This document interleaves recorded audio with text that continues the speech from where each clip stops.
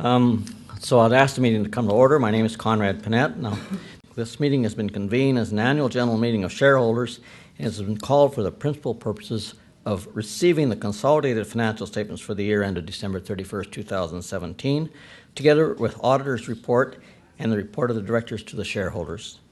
Once we've dealt with the necessary resolutions, President and CEO Don Kane, who is seated to my left here, will make his remarks. Also seated at the head table is David Calabrigo, Senior Vice President, Corporate Development, Legal Affairs, and Corporate Secretary, who will act as Secretary of the meeting.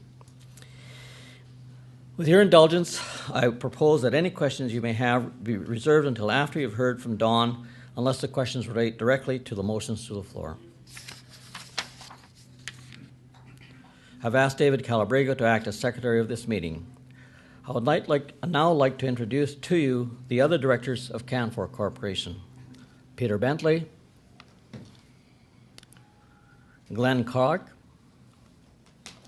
John Baird, Ryan Barrington-Foote, Ross Smith, Max Singleton, William Simpson, Don Kane, and unfortunately Michael Kornberg could not attend today. They have all worked diligently and effectively with management team at Canfor, and we appreciate their wise counsel. On behalf of the board and the management of Canfor, I wish to extend our sincere thanks to Michael Kornberg, who has decided not to put his name forward for re-election to the board. Michael has been a director of Canfor since 2003, and we are grateful for his service as a director. I noticed we have a retired director in attendance today. Jimmy, I'd like to acknowledge you as a director retired last year, so thank you for being here. At this time, it's a pleasure to introduce to you Mr. Dallas Ross, who is a proposed nominee to the Board of Directors of Canfor. Dallas. On behalf of the Board of Directors, I am pleased to acknowledge our appreciation for the contribution that all the company's personnel have made during the past year, and to introduce the other senior officers of the company that are present here today. Alphabetically, Patrick Elliott, Vice President, Corporate Finance and Strategy. Mark Feldinger, Senior Vice President, Global Supply Chain. Bob Hayes, Vice President, Global Supply Chain. Bob. Kevin Horsnell, is Kevin here, Vice President, Woodlands? I think he's at work, is he? He's the only one at work. Stephen Mackey, Senior Vice President, Operations Canada. Stephen. Alan Nichols, Senior Vice President, Finance and Chief Financial Officer. Thank you. Kevin Pankratz, Senior Vice President, Sales and Marketing. Katie Player, Vice President, People and Communications. Katie. And Fred Simpson, President, Canfor Southern Pine. Thanks. With the consent of the meeting, I hereby appoint AST Trust Company Canada to act as scrutineer for the meeting. I'd like now to call on Mr. Calabrigo to deal with the notice of this meeting. Mr. Chairman, a notice calling the meeting was mailed to all shareholders of the company entitled to receive such notice. AST Trust Company Canada has provided us with a certificate as to the mailing, and a copy of the certificate will be kept for the records of the meeting. Thank you. Will you please summarize the preliminary scrutineer's report? We're pleased to report that there are 92 shareholders holding 115,123,280 shares, represented in person or by proxy at this meeting, representing 89.5% of the total issued and outstanding shares of Canfor. Thank you. As chairman of the meeting, I adopt the scrutineer's report and declare the attendance of this meeting to be as they have set forth. So in accordance with the scrutineer's preliminary report, I declare a quorum to be present and the meeting to be duly constituted for the transaction of business. The minutes of the last meeting of shareholders are available for perusal by any shareholder. Unless someone wishes them read, I will entertain a motion to take the minutes as read and to approve them. So a motion, please. Seconder? Thank you. Everyone? Okay. Thank you. Show of hands. Thank you. The next item of business is to place before the meeting the consolidated financial statements of the company for the year ended December 31, 2017, together with the auditor's report and the report of the directors to the members. These statements and reports are contained in the company's annual report, of which copies are available as you enter the room. Unless there are any questions, I'll regard the statements and reports as received by the meeting. The next item of business is to fix the number of directors of the company at 10. May I have a motion to fix the number of directors at 10? Seconder? Thank you. You've heard the motion. All in favor, please signify in the usual manner by raising your hand. Carried. The next item of business is the election of directors. The meeting is now open for nominations. May I have a nomination to nominate Mr. Peter J. Bentley, Glenn D. Clark, John R. Baird, Ryan Barrington Foote, Ross Smith, Conrad A. Panett, J. McNeil Singleton, William W. Stinson, Dallas Ross, and Don Kane. Motion, please.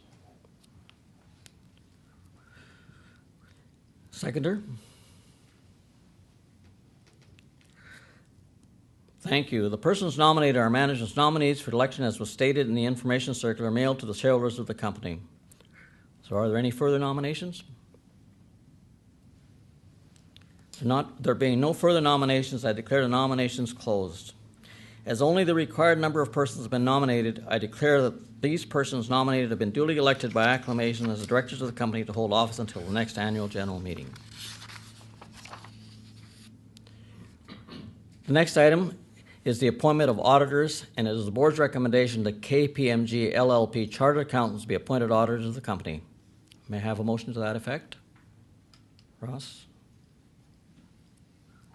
Seconder? Thank you. You've heard the motion. All in favor, please signify in the usual manner by raising your hand. Contrary? No? Thank you. I declare KPMG LLP Chartered Accountants appointed auditors for the coming year.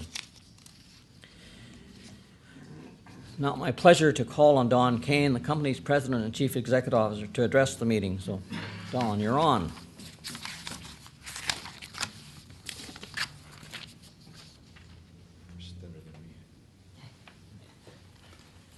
All right. Thanks, Conrad, and good afternoon, everyone. Before I begin, I'd like to recognize that the land we are gathered on today is the unceded traditional territory of the Musqueam, Squamish, and Tsleil-Waututh First Nations. Welcome and thank you for joining us at the Canfor Corporation Annual General Meeting. We are fortunate to have here today the members of our Board of Directors, our executive team, employees of the company, and several shareholders. And again, thank you very much for being here. This gathering gives us a tremendous opportunity to reflect on what was a very strong year for our company. Canfor and Canfor Pulp set many records in 2017. Across the company, we achieved our safest ever year for the second consecutive year on safety. Our medical incident rate was 1.68, and a number of our operations were recognized by industry and safety organizations for their excellent safety records. Canfor produced and shipped a record number of prime products in 2017, both SPF as well as Southern Yellow Pine. Our capital investments and disciplined cost management led to higher productivity, offsetting extreme weather conditions in many locations, including significant rainfall, wildfires, and hurricanes. Canfor set a record for total sales, and thanks to the stronger lumber and pulp market prices, we had the highest operating income since 2004. Our consolidated operating income was $557 million, which was up 82% from 2016. Our consolidated net debt of $97.5 million was the lowest since 2004, and at the end of 2017, our net debt to capitalization was 4.6%, which was the lowest since 2010. This reflected our strong cash earnings and debt reduction focus. We achieved our highest consolidated return on invested capital since we started tracking it, and it was 20.6% in 2017, up from 9.5% in 2016. Canfor Pulp's operating income was $154.6 million, which was the second highest in our history, combined with a record high annual sales at $1.2 billion and a return on invested capital of 23%. Canfor Pulp had zero debt levels and strong cash positions at the end of 2017. And 2018 is off to a positive start as well. In Q1, we saw strong safety performance again with a medical incident rate in our lumber division nearing 1. An MIR of 2.0 used to be an ambitious stretch goal, and it is a testament to the sustained commitment and dedication to safety of all our people that we are seeing such consistency on outstanding performance in safety. Our operating income in Q1 was strong, particularly on the pulp side of the business, where we set an all-time record with $85 million in operating income and a return on invested capital of over 30%.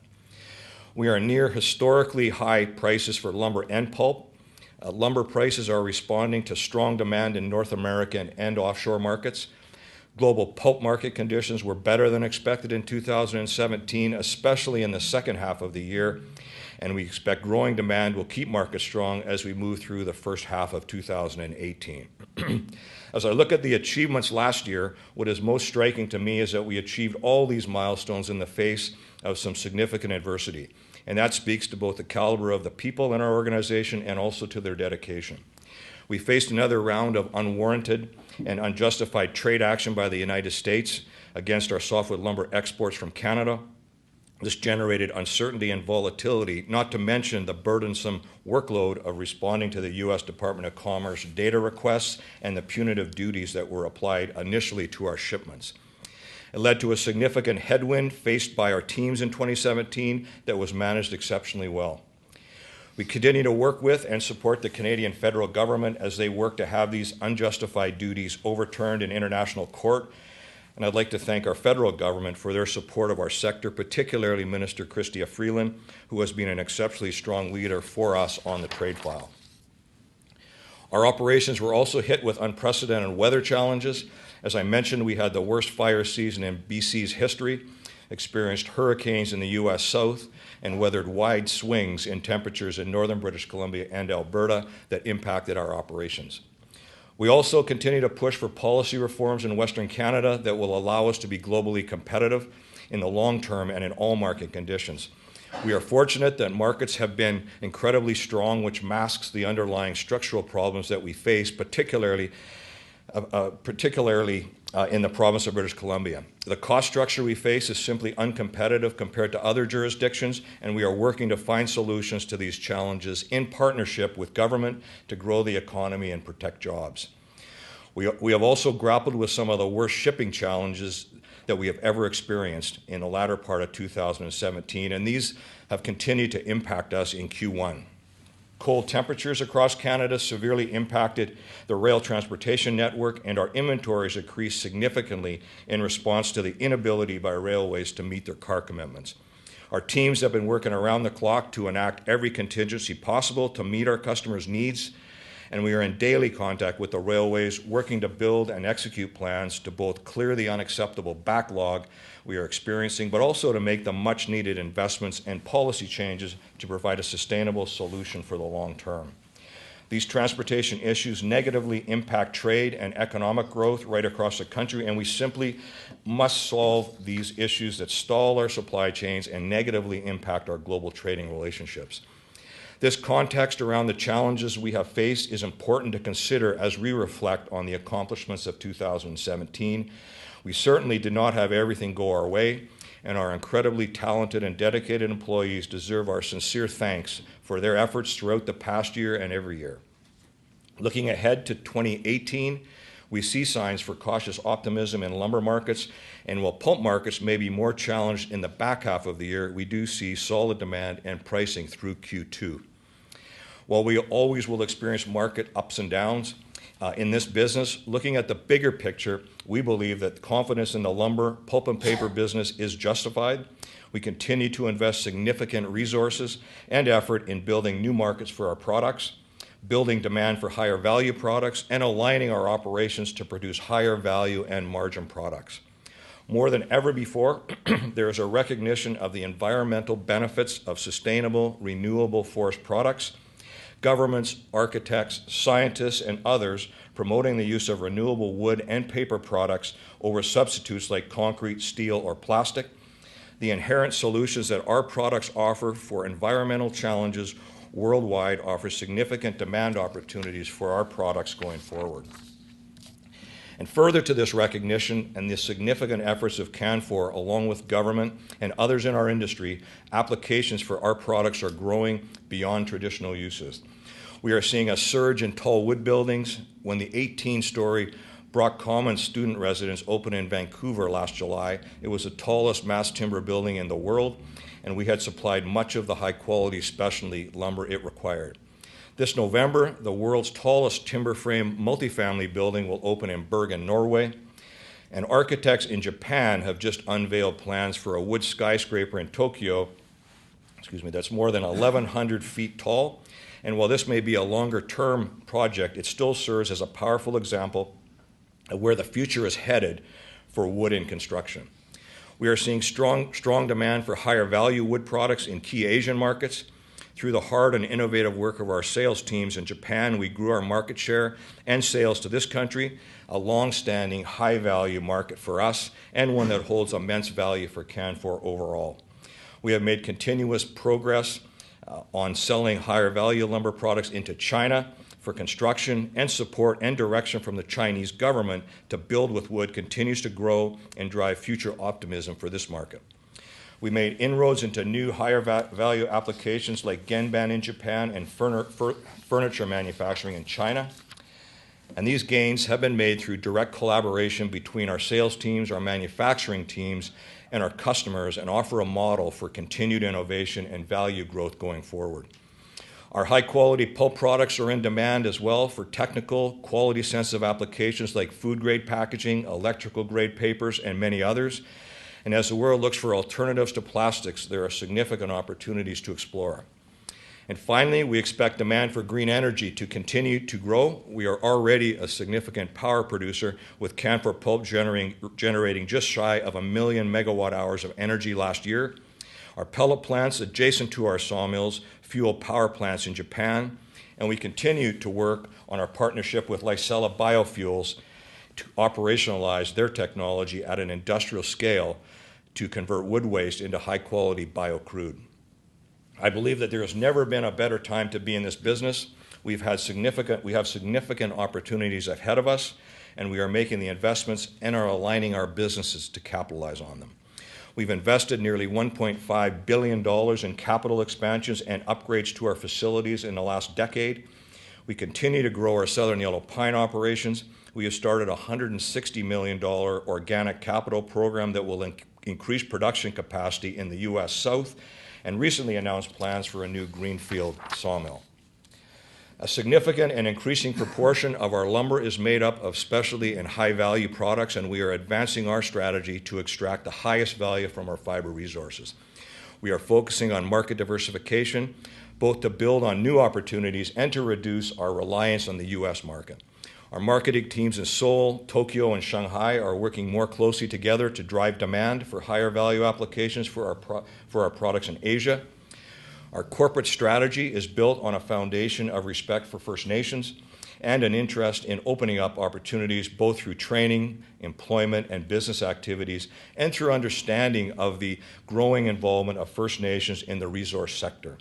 We have long known that our future success in Canada will be determined in a large part by our ability to forge meaningful, mutually beneficial relationships with our First Nations partners. We continue to grow our partnerships and to build our internal capacity to work collaboratively and extensively with our Aboriginal partners throughout our operating areas. As I mentioned earlier, our strength comes from our skilled and dedicated employees, and we work hard to support their ongoing professional development. We've been recognized as one of BC's top employers for 5 years in a row, and were selected as one of Canada's best employers for recent graduates in 2017. And we know that by broadening the diversity of our workforce, we can attract a wider choice of qualified candidates. So we are implementing actions that will lead to increased representation of women, First Nations, and minorities. The board of directors for both Canfor and Canfor Pulp also adopted a board diversity policy this past year, which recognizes the benefits of promoting diversity at the level of the board and senior leadership positions in our company. We are taking steps to bring Canfor and Canfor Pulp closer together so we can operate as one company, including the advancing the use of technology with an integrated information management resource for finance, sales, inventory, transportation, and the supply chain, and a new platform for human resources. We've also made some senior personnel changes that support our goals. Alan Nicol, who has been CFO for both Canfor and Canfor Pulp for several years, has taken on a leadership role with the Canfor Pulp team. We have taken steps to integrate our sales efforts in Asia, with Jason Nomura assuming responsibility for lumber sales in China, Japan, and Korea. In addition, Jackie Yu now leads our sales group for both pulp and lumber for Canfor as president of our office in Korea, and she has been a great addition to our team since joining Canfor. And then last month, Katie Player was appointed Vice President of Human Resources for Canfor overall and will lead our corporate human resources for all our business units. Looking ahead, our business is perfectly aligned with the global efforts to build a more sustainable economy, and we anticipate strong demand for all of our products: lumber, pulp and paper, and energy. Overall, the global trends tell us we can look forward to some long-term value in our business streams and the integration of our operations. So thank you all again for being here today. My thanks again to our board of directors for their support and guidance, and to our shareholders for their continued confidence in Canfor. I'd also like to thank Jimmy Pattison and the Jim Pattison Group for all their support over so many years. And lastly, I'd like to thank again our employees for their many, many excellent contributions throughout the year and for their dedication and commitment to Canfor and Canfor Pulp. Thanks very much.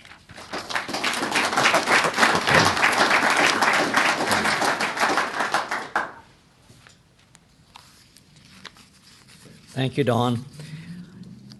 So now we're open for questions from shareholders, or